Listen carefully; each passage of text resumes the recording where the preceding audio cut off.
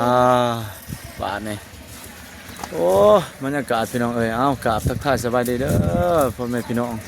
ที่เคารพรักเบิดสุภุสุคนเนาะบัวอยู่ไกลพี่น้องเอ้ยอยู่ภายในและก็ต่างประเทศ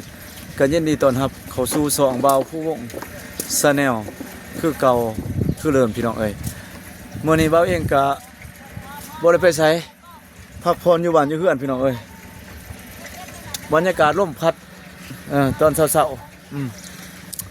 ก็เฮ็ดภารกิจส่วนตัวมื้อนี้ก็บ่มีหยังหลายพี่น้องเอ้ยก็มีแต่อยู่เฮือนแล้วก็ตีแคมป์เพิ่นเอิ้นตีแคมป์คือพ่อแม่บ่ส่วนเพิ่นเอาแคมป์มาขายให้แล้วก็แคมป์เก็บจากสวนแหน่พี่น้องเอ้ยเล็กน้อยก็มาตีเพราะได้เงินค่าขนมข้าวต้มเงินเล็กน้อยค่านมดุแล้วก็ทำมาหากินไว้ความสอบทับนี่แหละพี่น้องเอ้ยสัมมาอาชีวะเอ้าบัดนี้สิพาพี่พี่น้องมาเบิ่งลูกหลานน้องนุ่งลูกหลานเพิ่นมาซอยมื้อนี้ที่แคมป์มาเป็นจังไดไปเฮ็ดการฟ้อยพี่น้องเอ้ยเพิ่นฟ้อยปัดนี่แหละเนาะไม่กวดเนาะทางฝั่งไทยบ่เอ้าไปเบิ่งเลยพี่น้องเอ้ยนี่ตาแก่สิพี่น้องเอ้ยสีแดด3สีแดดโอ้ลูกหลานเพิ่นมาซอยพุ่นว้าโธ่เพิ่นที่บุ้มบั่ม2 4 5คนคนกิจกรรมโอ้ทั้งพุ่นก็ผู้สูงเจินเทียนอยู่พุ่นน่ะพี่น้องเอ้ยเอ้านี่สบายดีเด้อนี่สบายดีพวกนี่นี่ก็ร้านคือกันนี่น้ำหนักเท่าไรเนี่ยคือน้ำหนักขนาดแท้ติสบายดีดุ สมนาเข่งแท้ตีแขมซอยบ่เลยจังหมัดเนี่ยเมื่อยแห้งบ่จ้ะนี่เลยจังหมัดได้ติหมอนมัดซ้ำโอ้ยลูกเอ้ยพุ่นเต็มบนหัวพุ่นนี่สิอันนั้นจะสิไปท่วนลมติลูกนี่เพิ่นเฮียนอยู่ห้องไรนี่อะติมื้อหน้านี่ติเงยหน้าสบายดีที่พ่อแม่พี่น้องที่สบายดีที่ FC ที่เพิ่นติดตามเลยน้ำหนักเท่าไรน้ำหนักนี่48สิรถขึ้น50บ่สิเอามันได้50 60โลน้ำหนักนี่โอ้เฮียนปอไรแหละอะติปอ3อะติร้านพี่น้องเอ้ยเพิ่นมาซอยเพิ่นมาส่งนี่เจริญอาหารนี่สบายดีด้วยซื้อหยังแหละจ้ะซื้อวิวเบิร์ดโอ้ซื้อพี่เวิร์ดพุ่นโอ้ก็ซื้อคักซื้อต่างประเทศพุ่นเนาะนี่ลูกชายพี่น้องเอ้ยลูกชายโกบเฒ่าลุงเจริญแน่เพิ่นเรียกว่าทวิวเบิร์ดมื้อนี้มาตีหยังเฮ็ดหยังมื้อนี้มื้อก็สิมาตีแคมป์ตีเข็มคือคนหลายแท้มื้อนี้เขามาซอยบ่ได้แน่ได้โดยเขามาซอยเนาะให้มันได้บ่มื้อนี้นี่กล้าป่ะแล้วหันในปีหน้าก็มาแหละปีหน้าพวกนั้นมาซอยนะตีปีหน้าเอ้ยไปพุ่นหนูไปมีแต่คักๆนี่ก็เฮียนป.2บ่ปีหน้าป.ใดโอ้ปีหน้าเฮียนห้องเดียวกันเอ้าเฮ็ดเวียกกุมารทองบ่ตัวน่ะ บ่แม่นกุมารทองบ่คำพูบ่โอ้ยคนละคนเนาะอ้ายน้องกันบ่กับกุมารทองเอาเริ่มเฮ็ดเวียกปีหน้าพุ่นลูกไปเฮ็ดทั้งเบื้องหน้าไล่มาเด้อนี่แหละลูกๆหลานๆเพิ่นอยู่แถวนี่แหละเพิ่นมาเฮ็ดเวียกซอยติอย่าสิไปยืนกล้องล่มติให้มันล่มมันก็พัดไปวนมันไปกล้องล่มมันก็นั่นนะเว้ยมันก็ปิ้วใส่เจ้าของเองผู้ที่คั่นถนัดเอาเฮ็ดอยากพอได้เงินซื้อขนมเด้อลูกเด้อซื้อขนมไปโรงเรียนเด้อเรียนปอไหนล่ะปีหน้าจ้ะป.2เรียนนำกันก็บ่วิวเห็นบ่แล้วก็ตัววิวตีลูกตีแต่กล้องไปของไผของมันเด้อจะสิเฮ็ดจังซั่นติลูกบ่ไปตีเสียงหันติอันนี้ตีเสียงใหม่ตัวนั้นติลูกบ่ตีเสียเด้อมันเริ่มออกแล้วตีแต่กล้องของไผของมันเด้อลูกหลานมันมาซอยบ่ได้เงินไปโรงเรียนมื้ออื่นพี่น้องเอ้ยจนเจือไปบ่ได้เพิ่นก็บ่ได้เงินซื้อขนมมื้ออื่นโอ้สมัยเฮ็ดไว้เถอะเว้ยกล้องใหม่ของไผของมันเด้อลูกเด้อตัว2 4 6 8 9คนลูกหลานเพิ่นบ่มีเวียกมีงานส่วนนี้บ่ได้เฮ็ดอันนั้นแหละพวกสวนก็ เบิดฤดูเลยพี่น้องเอ้ยเก็บผลผลิตแหละลูกหลานเพิ่นก็อยู่บ้านอยู่เฮือนบ่ได้หาเงินซื้อขนมส่งเสริมกันลูกหลานช่วยเหลือกันพี่น้องเอ้ย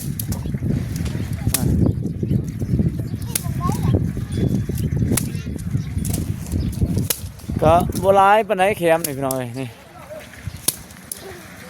ก็สิได้อยู่5-600 โลนี่แหละประมาณนั้นประมาณ5-600 โลพอได้มีเบียร์เฮ็ดเล็กๆน้อยๆไปยามมันพักวันพรนอกจากไปลาบมาการแล้วก็มาเฮ็ดกิจกรรมอยู่ซ่านก็แก๊กๆไปพอได้กินไปพี่น้องเอ้ยก็เดี๋ยวหันเดือนนี้นะก็แบ่งปันกันไปพี่น้องเอ้ยซื้อขนมนุ่มเนยมีปลากระป๋องไปต้อนไปฝากพี่น้องเล็กน้อยยากจนอีกต่อไปช่วยเหลือกันแต่ว่ามันบ่ได้ไปพี่น้องเอ้ยอยู่เพื่อนอยู่ซ่าน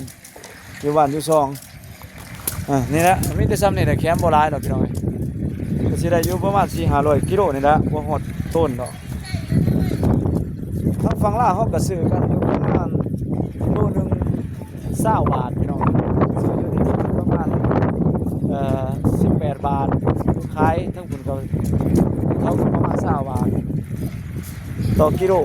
แคมแห้งตีเฮ็ดสะอาดคักแน่ไปเฮ็ดไม้กวาดพุ่นส่งขายทั้งพี่น้องฝั่งไทยพุ่นออกต่อเขตพุ่นได้พี่น้องเอ้ยนี่เอาพอได้ตากไปบรรยากาศอยู่ทั้งลาวประมาณนี้ลมพัดเย็นๆหอมๆด้วยพุ่มป่าไม้ภูเขาบรรยากาศก็ร่มรื่นดี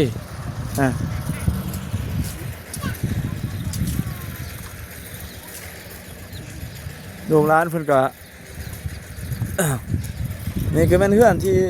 พี่น้องทั้งบ้านอาหังบ้านของหนองบองเนาะรวมทั้งหนองบองน้องก็เลยเพิ่นก็มาซอยยกย้ายเพื่อนหลังเก่าเบาผู้วงนี่แหละเบาเองก็มาอยู่เพื่อนหลังนี่แหละก็หลายปีเติบ5 ปี6 ปีก็เลยเอาเก็บเป็นสางเก็บเครื่องก็แก๊กๆนี่แหละพี่น้องเอ้ยมีเขามีน้ำแน่ใส่ในหันในก็เอามีของมีแคมเก็บใบเครื่องใส่ของซอยเองหน่อยในก็มาเฮ็ดเพื่อนตูพามดังใหม่พอได้อยู่พี่น้องเอ้ยในกระทมแต่ก่อนก็มันก็เป็นน้ำจากท่วมแน่พี่น้องเอ้ยนี่พื้นที่มันก็สิประมาณนี้แล้วดูฝนที่ว่ามันฝนตกหนักๆเรียนกันที่ต่อกันหลายมื้อนี่ก็ถือว่าน้ำโขงน้ำท่วมแน่ก็เลยถมไปนี่โอ้ถมเพิ่นเกือบพี่น้องเอ้ยถมเอาที่หินก่อนบักใหญ่ว่าให้เพิ่นเอาถมเอาขี้ดินบ่เอาหินเอาบ่หลายเอาก่อนน้อยๆซ้ำนี่เพิ่นเอาฝาดเอามาแต่ก่อนบักใหญ่จังซี่เถอะเอามาลงให้เจ้าของก็บ่ได้อยู่ให้เพิ่นมาลงให้ไปหันมานี่คือพี่น้องเห็นนั่นแหละบ่เบิ่งน้ำดำรถ2 รถคือว่าเพิ่นเอางามอยู่มาบัดนี้มาจูนพูนมาแล้วมีแต่ก้อนหินจังสิเฮ็ดจะได้บัดนี้โอ้เอากระเทือนให้เอาเลยก็เอาซอยเลยเพราะว่าบ่เป็นเพิ่นเอามาเอาลงเลยพี่น้องเอ้ยเป็นยังบ่ได้ก็นี่ก็เบิดได้เติบพี่น้องเอ้ยประมาณตัวน้อยๆ20ป้ายรถนี่แหละ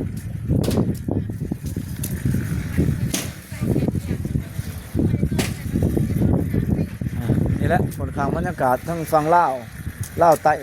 เมืองท่าแตงแข้งซี่กองพี่น้องเอ้ยบ้านจัดสรรห้วยลำไมเพื่อนพ่อแม่เพื่อนส่วนก็เจ้าสินะพี่น้องเอ้ยเลี้ยงย่ายกันไปอันก็เป็นสุขสละนี่ก็โรงเรียนประถมก็ไปหันมัธยมเนาะเอาประถมมัธยมเรียนกันเลยไปหันกันนั้นภูเขาไปพูนลงไปพูนกันเป็นบ้านของเบากูส่วนวัดสปปลาวไต่พูนเนี่ยไปทางพูนเนี่ยเมืองบ้านที่เจืองเมืองถัดเมืองปักซองแข้งจะประซักพูนพี่น้องเอ้ยเป็นไส้แลนที่จอดกับเมืองท่าแตงแข้งเสียกองพ่อแม่ว่าส่วนก็เฮ็ดนี่แหละนอกจากเฮ็ด กาแฟเฮ็ดมันสำปะหลังก็แม่นมาตัดแคมอยู่หัวอยู่สวนที่มันไกลกันกับสวนกาแฟเพิ่นก็เอาลงมาพวกใดซื้อกาแฟยาสูบบ่ได้เป็นนัวพี่น้องเอ้ยบ่ได้เป็นนัวพวกใดกินไปนิดหน่อยไปจุนเจือไปก็ได้น้ำมันรถขึ้นไปเบิ่งสวนอยู่พูนก็เก็บมาพุ่นแหละปลาแคมอยู่พุ่นน่ะพี่น้องเอ้ยนี่ข้ามผู้น้อยนี่ไปก็มีแต่สวนแคมเพิ่นสวนแคมสวนกาแฟสลับกันไปมีสวนแคมแน่สวนกาแฟแน่ไปโอ้เดี๋ยวผู้น้อยเดียวกันนี่นะพี่น้องเอ้ยเราเองสิทายให้พี่น้องเบิ่งนี่ไปพุ่นก็แม่นต่อไปพุ่นก็แม่นผู้ของบ้านทุ่งไม้พุ่นพี่น้องเอ้ยบ้านทุ่งไม้พุ่น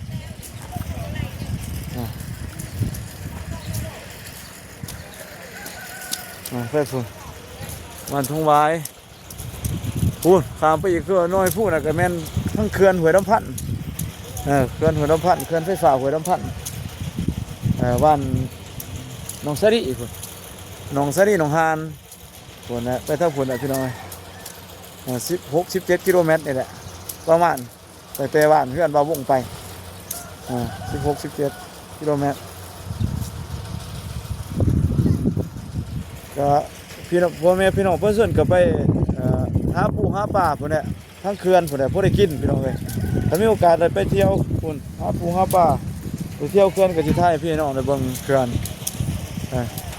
เพิ่นก็มีปลามีกุ้งมีหยังมีหอยแหละเก็บมาประทังชีวิตไปลึกแหใส่หม้องไปซะแหละทั้งพุ่นหากินแค่นี้ก็มีหากินแต่ธรรมชาติไปซะแหละพี่น้องเอ้ยนี่เพิ่นก็ธรรมชาติเป็นหลักแต่ทางฝั่งลาวนี่แคมป์ก็สิประมาณนี้ตากย้ายไว้4 มื้อก็มื้อนี้พี่น้องเอ้ยแต่ก็ผู้ที่เฮาก็ตีดอกมันออกเลยก็มัด5 โลประมาณ5 โลตัวมัดแล้วก็ไปส่งขายให้เพิ่น20 บาทพี่น้องเอ้ยก็ถือว่าซื้อ10 บาท18 บาทก็ได้อยู่2 บาทพี่น้องเอ้ยเพราะได้นี่ก็อยู่ซื่อๆส่งไกลๆนี่ก็แค่แน่แต่เพิ่นก็มาเอาเองอยู่กับนี่แม่ค้าเพิ่นนี่แหละไม่กวดอยู่เพื่อนอยู่สระนี่เป็นแคมป์แก่ทั้งฝั่งไทยบ่ฮู้ว่าเพิ่นเอิ้นว่าจังไดเนาะทางฝั่งไทยเอิ้นแคมป์คือกันบ่หรือว่าจังได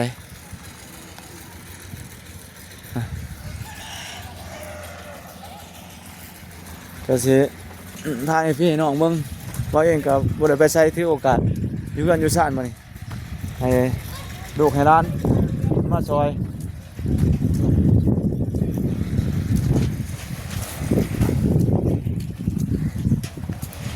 อยู่เพื่อนอยู่สั่นโซนนี้บ้าเองก็บ่ได้เลี้ยงเป็ดเลี้ยงไก่มันก็เลี้ยงเป็ดเลี้ยงไก่มันก็ตายน้ำพี่น้องเอ้ยก็เลยว่าบ่ได้เลี้ยงเติมอากาศมันเย็นหลายเฮาบ่ได้รักษาก็จะตายก็ยังบ่ทันได้เอาเขามาชุดใหม่มาเลี้ยงกาแฟวาวงอยู่หลังบ้านก็เป็นไม้แหละพี่น้องเอ้ยนี่กาแฟเป็นไม้นี่2-3 ต้นเท่านั้นดอกบ่หลายมันน้ำท่วมมันตายอยู่นี่แต่สิประมาณนี้พี่น้องเอ้ยก็ต้องเป็นหมากเลย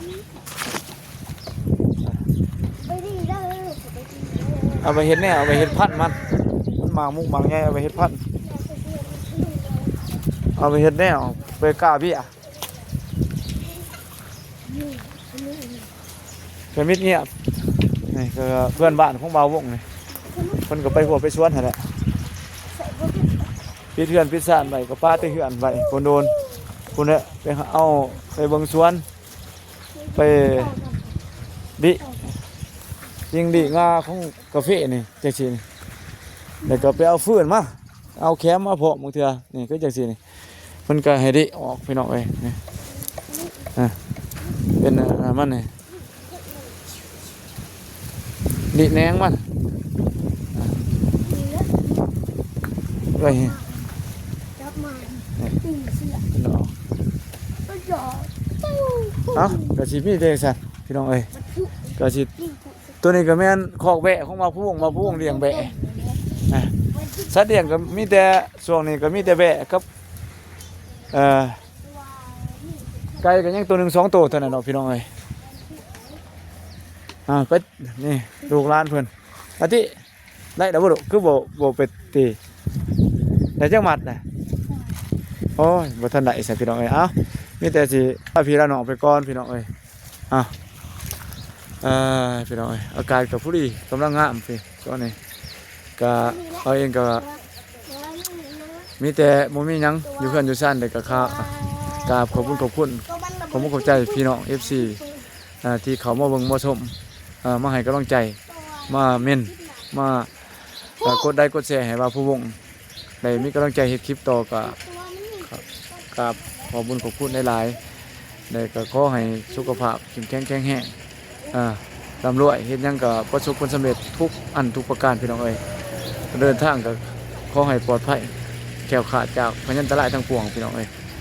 แล้วก็เฮงๆดำรวยในปีนี้ก็มีแต่โชคแต่มานเป็นเศรษฐีมหาเศรษฐีกันเบิ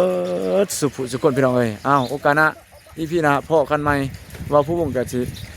ขอกราบลาพี่ลาน้องไปก่อนพี่น้องเอ้ยโอกาสหน้าพ่อกันใหม่บ๊ายบายพี่น้องเอ้ย